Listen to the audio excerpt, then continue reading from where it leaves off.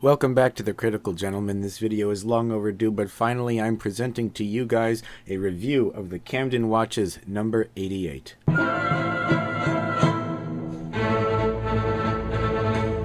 Way back in September, the kind folks at the Camden Watch Company in Britain sent me this timepiece for a review, and the first thing I'd like to do is thank them for their patience. But instead of going on about the delay, I would like to get right into the review.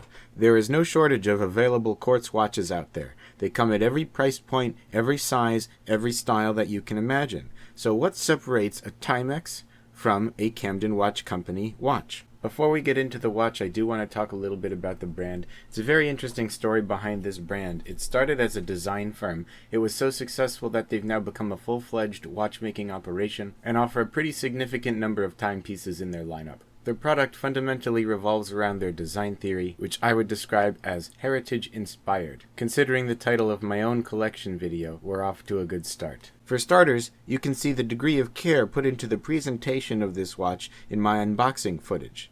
Not only does this watch ship in an attractive box around a pillow, but it comes with all sorts of accessories and accoutrements from a postcard and a few other accessories and bits and bobs to go with it. You really get the feeling that the designers at Camden Watch Company put a lot of thought into their packaging as well as their product, all in pursuit of a quality customer experience. If you're not familiar with the Camden Watch Company, their watches take many design cues from the city where they are created. In particular, they reflect the role of locomotion and railroad in Camden Town during the late 19th, early 20th centuries. The watch I have to review for you today is the model number 88, which is reminiscent of the system used for numbering locomotives at the height of rail travel around the turn of the 20th century. Looking at the dial, right away we see some of the railroad influences, specifically in the font of the numerals. While many pocket watches used in the era of railroad chose to employ Breguet-style numerals, this dial is styled after the gauges in the train itself. The numerals are large and very legible. The dial itself features this beautiful silver sunburst pattern.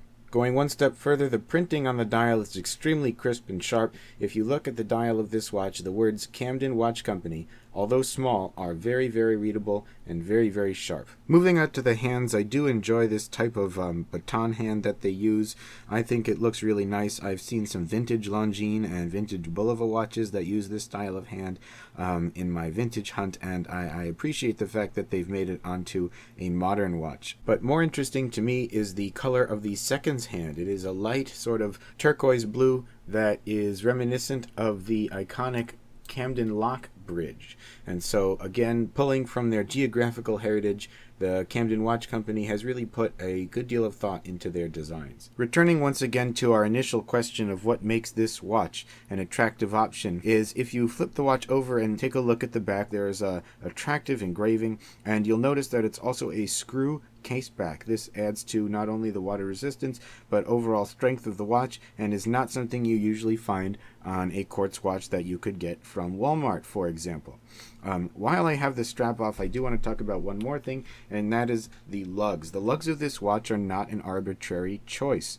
According to the Camden Watch Company website, these lugs are styled after vintage watches which used lugs like this in the past, but it goes one step further, and these are the style of lugs that were used on many early conversions when World War I soldiers would take pocket watches and solder lugs onto them to turn it into a wristwatch before there really were wristwatches. So in my opinion, it actually takes it one more step towards a vintage feeling and a nice way to bring the concept of locomotion full circle. The only knock against this style of lug is, of course, that you cannot use a two-piece watch strap. You must use some sort of band like a NATO or a bund strap that would allow you to put this watch onto it. Setting the watch is very easy and smooth. You simply pull out the crown and rotate as you would any other timepiece. It's got positive clicks both in and out, so you know that you've set the watch, and it does hack. So as soon as you pull out the crown, that second hand is going to stop, so you can set this watch very accurately if you so choose.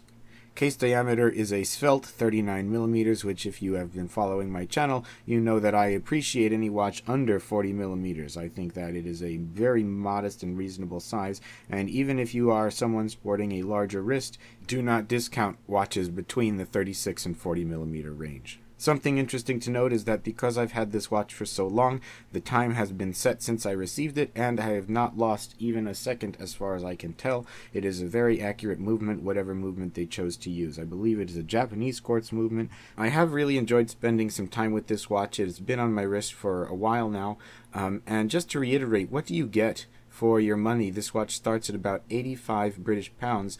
It really comes down to the thoughtful design. You have good build quality, good materials, but really most of all, a timepiece with design theory reminiscent of vintage railroad and locomotive aesthetic. This watch really feels like a train gauge, from the dial and hands to the case and the lugs, and whether you have an appreciation for 19th century steam trains or you just find this timepiece to have an attractive size and design, I would definitely put it up against other quartz options when shopping for your next fashion timepiece. If you enjoyed this review, please don't forget to like or subscribe, and stick around because the Critical Gentleman is back. As always, thanks for watching.